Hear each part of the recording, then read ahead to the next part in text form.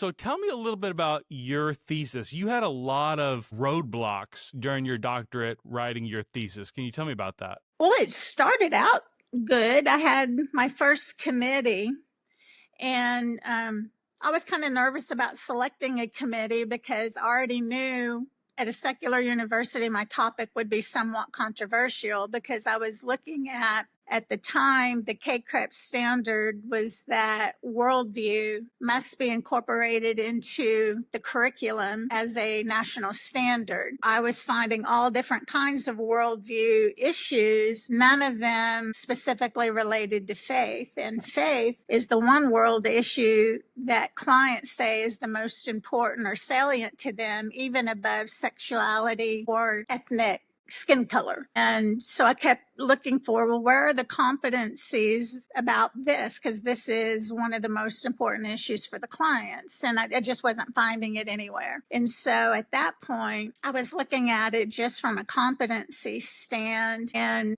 the more I kept finding, I was finding or looking for reasons, why are we not doing this? And the more research that I kept finding was showing that professors themselves had a bias, and it was one of the roadblocks. They were feeling that religion and counseling were polar opposites. They had no place. There was no compatibility. And yet the national standards say we have to address worldview issues. So if the national standard says that, your opinion of whether it relates or not is irrelevant. And so I just kept going. So ultimately ended up looking at, okay, so, basically I use the ACA Code of Ethics as the rope to hang them on their own ethics, because so much of my goodness, between their Code of Ethics, their liberty and justice for all statement, it says we stand in solidarity with all religious faiths. And then they turn right around when Tennessee passed their Religious Freedom Reformation Act, which had